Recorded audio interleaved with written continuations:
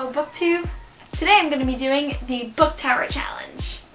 This was a challenge created by Joel Books and the rules are pretty basic. There's a list of different categories and you have to fit one book into each category or as many as you can. 1 minute and 30 seconds to complete the list, and then afterwards you have 1 minute to alphabetize it. If you mess up while trying to put them in alphabetical order, it's docked from your final score. And so at the end, the amount of books you have left after alphabetizing them and taking away whatever you have to is your final score. My mouth is really swollen because I got my wisdom teeth out 2 days ago, so just ignore that. I've been wanting to do this challenge since before I even started BookTube, so I'm really excited to do it tonight. Okay, no time to waste, let's get started. Okay, I'm going to start the timer. 1, 2, 3, go! First book in the series, City of Bones. Second book in a different series, Insurgent. Book with blue on the cover, Stargirl. A book title that's 7 letters long. Skipping. Book you've never read, Darkest Minds. Book with a sky on it, you mentioned Hugo Cabret. An author with the same first letter as their forename is yours. 50 Shades Grey. A classic. Non-fiction. Who owns a non-fiction book? A book with 4 or more colors on the spine. 1, 2, 3, 4. Hunger Games. A book that says New York Best Time Seller. Clockwork Angel. No, wait, it's Clockwork Princess. Clockwork Princess. Yes. Okay. The Smallest. Chronicles of Vladimir Todd. The latest book you bought. That would be Beautiful Creatures. One of those. Book that has a cover with a face on it. City of Fallen Angels, spin-off book, Shadowhunter's Codex, the book that was published over 10 years ago, Harry Potter and the Sorcerer's Stone, a book with a sequel coming out next year, Never Fade, that counts. Oh my gosh, it's falling.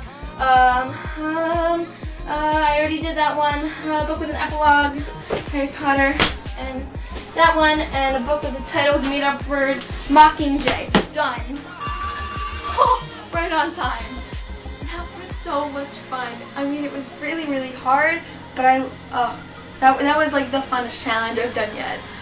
So now I'm just going to go through each one that I picked for each category, and then I'll alphabetize them, which is going to be a total fail. First book in a series, City of Bones by Cassandra Clare. Second book in a different series, Insurgent by Veronica Roth. A book with blue on the cover, Stargirl by Jerry Spinelli. I kind of drew, like I outlined everything when I was younger because I've had this book for so long, but it still has blue on the cover, so it counts. I skipped a title with 7 letters long because I don't have one. I have 8, but that obviously doesn't count. A book you've never read, The Darkest Minds by Alexandra Bracken. This is actually a library book. I don't own this series yet. I have not read it yet, but I keep it on my bookshelf when I get stuff from the library, so it's technically still counts for the Book Tower. A book with the sky on it, The Invention of Hugo Cabret by Brian Selznick. Literally the most beautiful cover of a book that I've ever seen. An author with the same first letter of your name. 50 Shades of Grey by E.L. James.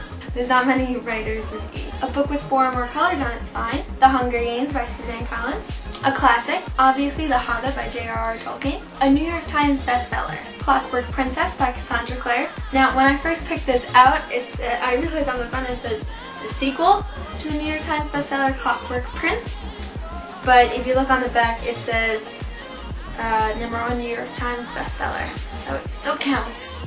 I scared myself while I was doing it for a bit, but it worked out. The smallest book on my bookshelf, that would be The Chronicles of Vladimir Todd, 8th Grade Bites by Heather Brewer. I mean, I figured this one would be a paperback anyways.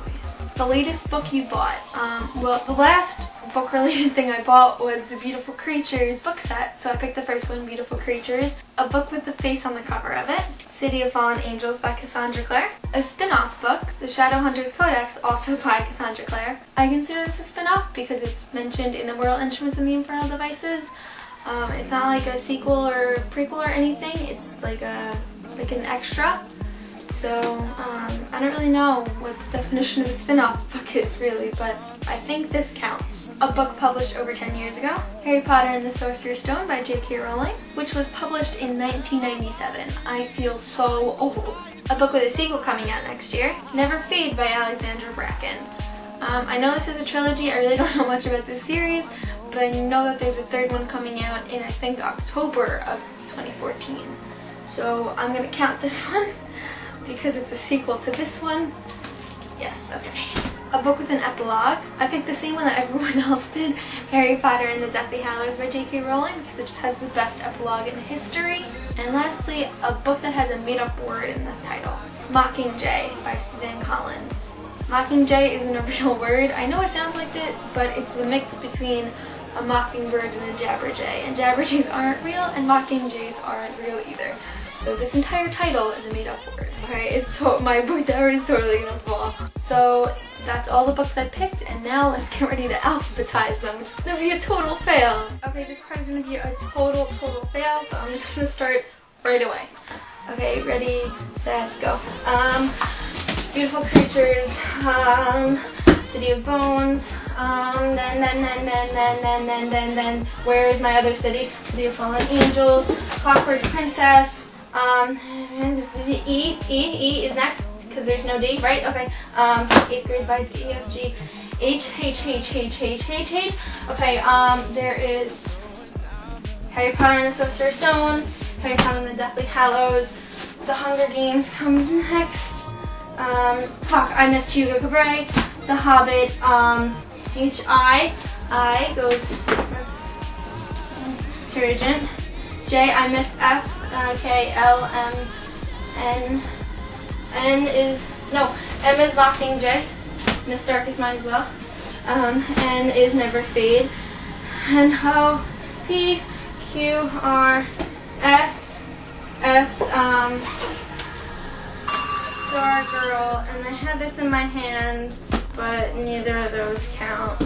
So let's just count what I got. I got 1, 2, 3, 4, 5, 6, 7, 8, 9, 10, 11, 12.